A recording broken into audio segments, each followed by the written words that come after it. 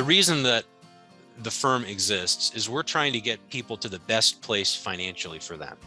I'm an entrepreneurial guy. I really love this concept of somebody has an idea for a product or service that's going to add value to somebody else or some organization in the world. They take a risk and they go out and offer that to the market. And if it's successful, it's mutually beneficial. It adds value to their customer. It's personally, economically beneficial. That thing right there just fires me up in general. The following is brought to you by Thryv, the end-to-end client experience platform that helps you get the job, manage the job, and get credit.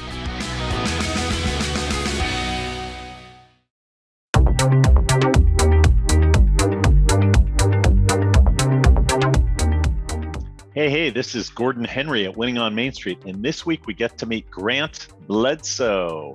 Welcome, Grant. Hello, Gordon. Thanks for having me on. Pleasure to be here.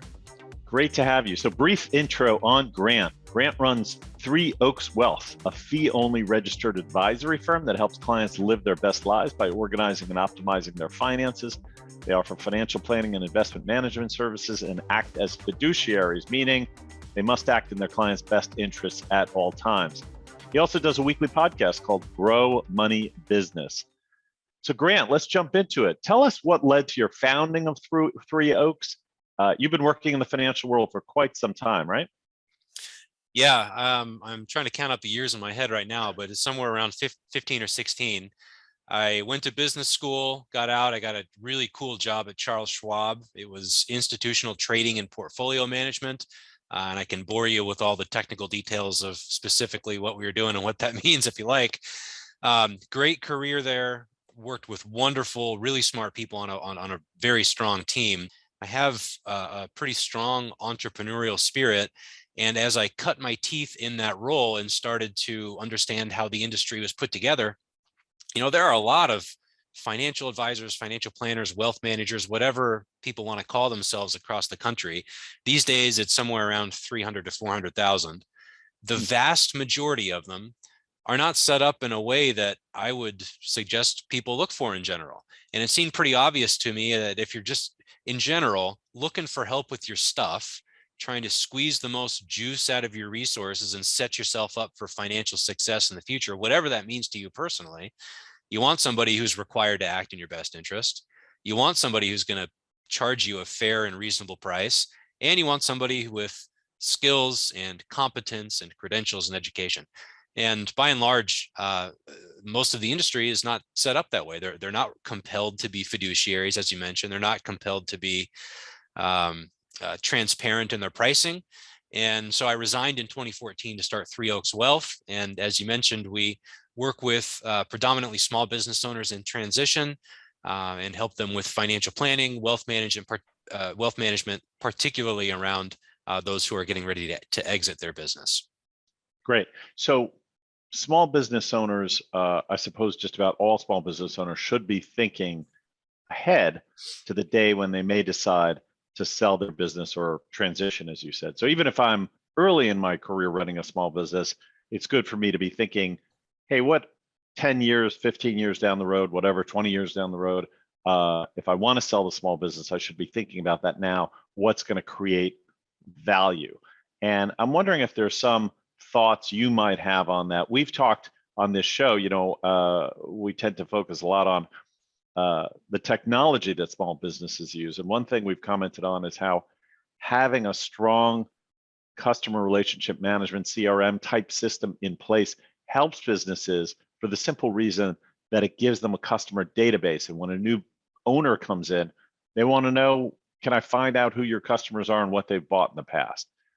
So tell us a little bit about that, about how small business owners can plan for the future, whenever that might be. A light bulb that kind of went off for me is, you're right. Regardless of what stage you're at in your personal business, it is really helpful to develop it and think about whatever that end point is for you, right? It looks a little bit different for everybody, but building it, structuring it, managing it with that end in mind is helpful. The light bulb for me that went off is good exit planning is actually just good business planning in general. right? Because the core things that you want to start with, if you've not thought about this at all and you're thinking you want to walk away from your business in 3 or 4 or 5 years, number one, you want to get your personal expenses out of the business, right? Everybody probably has like their cell phone or maybe an auto lease or whatever wrapped through that the business is paying for, because it's tax efficient to do that while you're running the business. Well, guess what? Whoever might buy it from you, they're not going to want to pay for your car lease. And so if they're trying to evaluate what the business is really worth, they're going to need to make those adjustments. And that kind of transparency really aids the transaction process in the first place. So that's step one, is you get your personal stuff out of the business as best you can, even if it means you pay a little bit more in taxes at first. But then you want to package everything up to remove yourself from the business as much as you can. And to your point, a strong CRM system where your clientele is not a paper Rolodex on your desk. I hope none of our listeners today have that going on still, but you want to systematize everything and get it out of your own head and into some kind of operating manual that somebody else can pick up and take and run with, right? So those are two really important early steps in the exit planning process.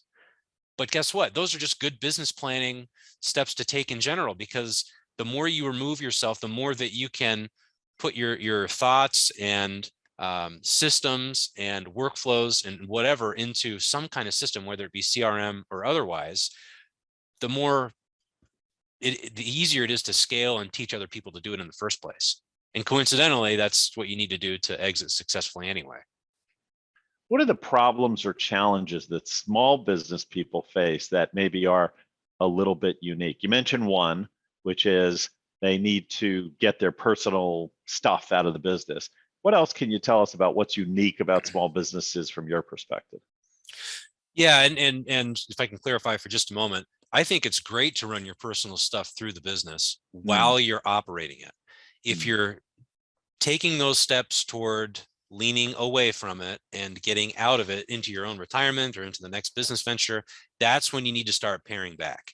But two things that are really common are cash flow and taxes. And so number one,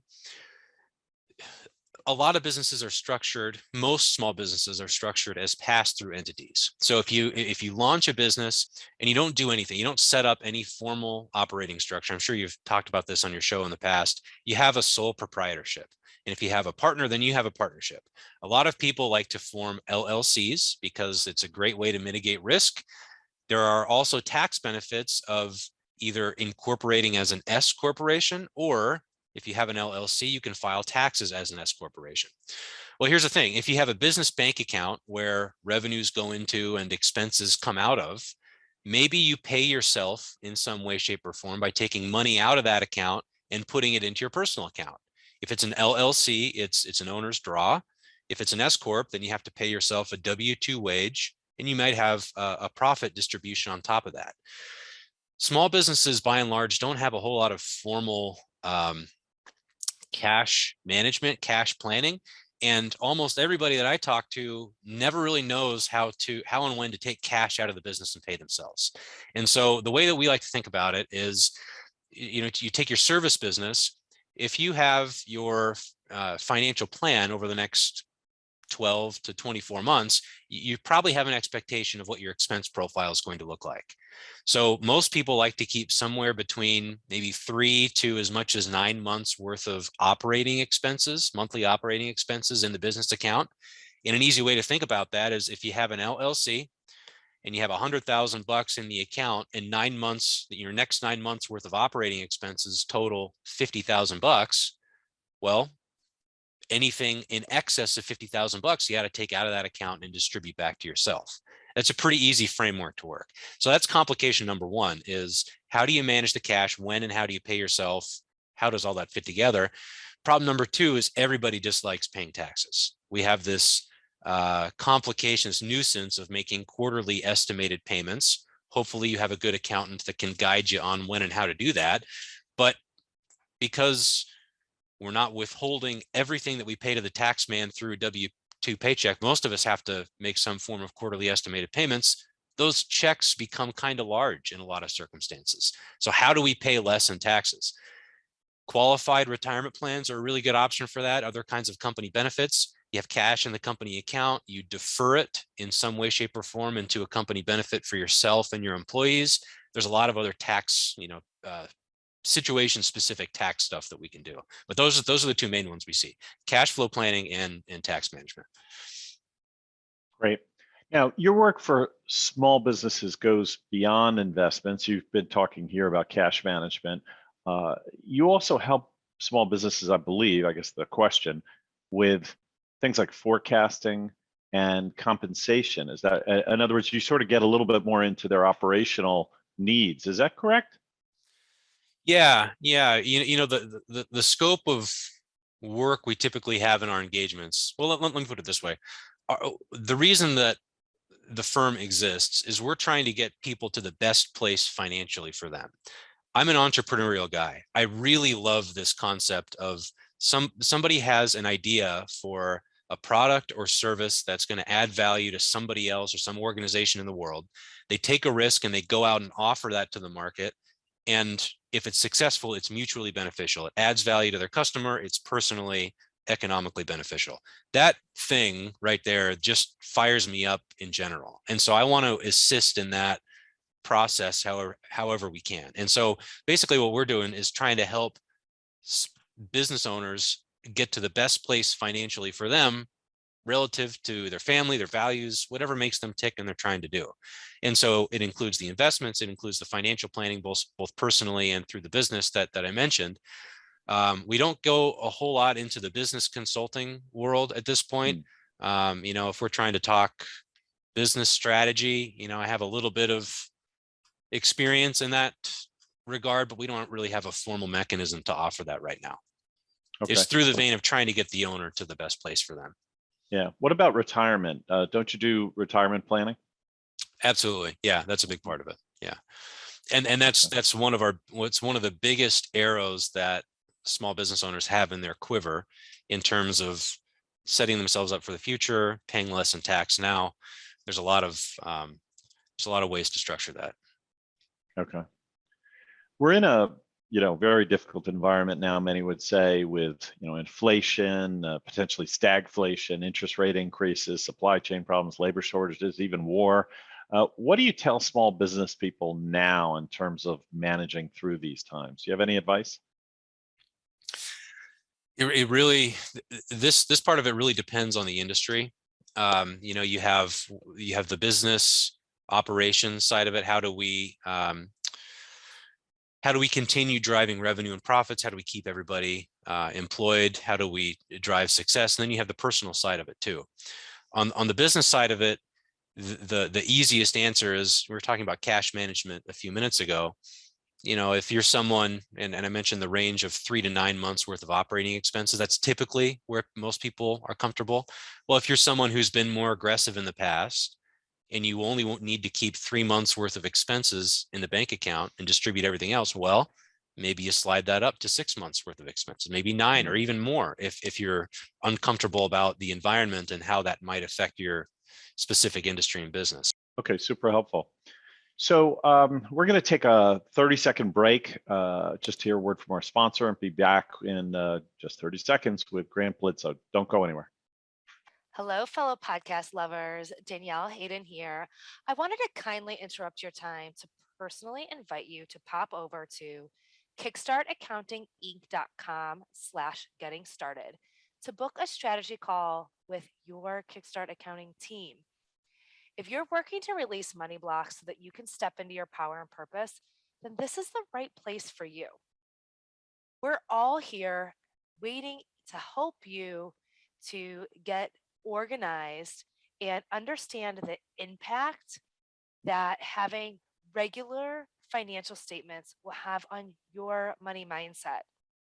The Kickstart team is here eagerly waiting to help empower you. Don't delay, take action right away and start to build momentum. kickstartaccountinginc.com/getting started. And we're back with Grant Bledsoe from Three Oaks Wealth, telling about how to run your financial side of your small business and some of the challenges you face and moving into retirement and thinking about long-term value. Super interesting conversation. I wanted to ask you, Grant, more on the specific side for your business and somebody who may be thinking about engaging you. What does it cost for a small business to work with Three Oaks Wealth? Yeah, so we have our core service is, as I mentioned, financial planning for small business owners in transition. And we have a complexity-based fee because it's a pretty wide swath of people. You have somebody with 50 employees, somebody with 2, different complexity levels. Somebody with a lot of tax and estate issues is going to take a little bit more of our time than others. So we have a complexity-based fee. Our minimum is currently $5,000 a year. We don't have a max, but typically for our more complex cases, they'll range somewhere around 8 or 10,000 a year. And logistically, it's paid either quarterly or monthly. So the way that I put it, if you look at, what we do compared to the rest of the industry, we're not the cheapest shop in town, but we're not the most expensive. And trust me when I tell you that you do not want the cheapest if you're looking for quality help here. If you're someone who's very self-directed and comfortable and you just need a second opinion, then perhaps that could be a good fit. But as we were talking about earlier, there are a whole lot of great professionals, great financial planners out there.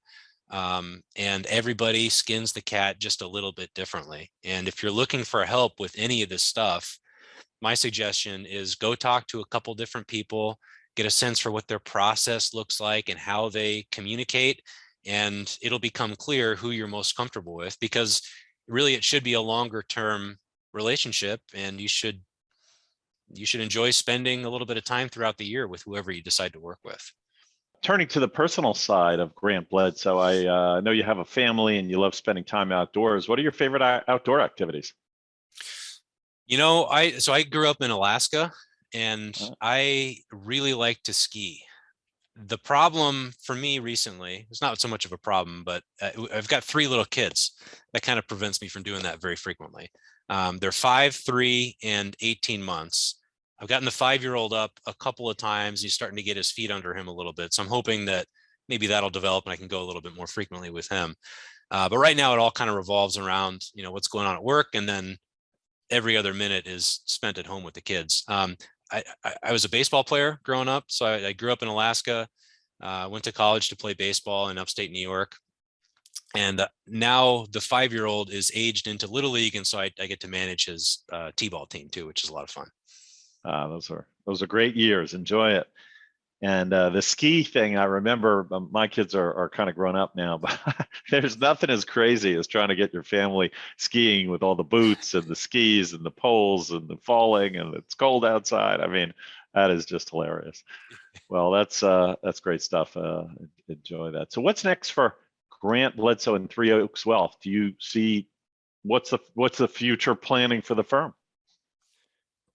Right now it's a pretty small team. It's myself plus 2, but we're growing quickly. There's a huge need for this kind of advice, and I don't see that changing anytime soon. I think that there will be more business owners in transition that are going to need this kind of help in the future. And so for us, I plan to continue growing the firm. I'm 38, and I really, like I mentioned earlier, I just get a kick out of being involved in entrepreneurship and a capitalistic kind of process. And I dig what I do. So I plan on doing this for quite a while and growing a larger firm. I could see us in the future, maybe expanding our service offering a little bit to getting into some kind of business consulting and core, formal valuation, exit planning kind of thing. Right now we're focusing on the business and personal financial planning, but we don't really have a core, exit planning consulting engagement offering yet. So we could get into that in the future. We'll kind of see how it evolves. I'm also cognizant of, I want to be a mile deep and an inch wide. I don't want to be a mile wide and an inch deep, because you're not able to help people in the same way and deliver the same outcome. Yeah, makes a lot of sense. And I think sticking to this small business base, and I'm not sure, I don't think we have the tape rolling when you said it, but your customer base, 3 or 4 employees up to maybe 30, 40, 50, but kind of in that small to medium sized space is where Yeah. you play. And I think that makes a lot, it's a lot of the country fits that criteria. And you said mostly services, as is our listenership as well. Yeah. So that's great. How should people get in touch with you if they want to learn more? We've got a whole bunch of content out there. You mentioned I've got a podcast called Grow Money Business, where we talk about the financial side of business management, personally and professionally. I've got a blog. It's called Above the Canopy, where we post those podcast episodes, and I write periodically, abovethecanopy.us. And you can check out our website. It's threeoakswealth.com. Got a whole bunch of stuff on there. If you want to learn more, you can sign up for our newsletter or schedule a call or whatever you want to do. And we're in the process of updating that too. It's going to look really sharp here in about 6 weeks, I think. Yeah, awesome. Well, Grant, I want to thank you for stopping by, and I really encourage our listeners to check out all those different ways to find you.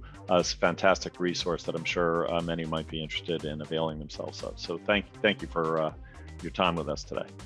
Yeah, my pleasure, Gordon. It's great talking to you, and I appreciate being on the show.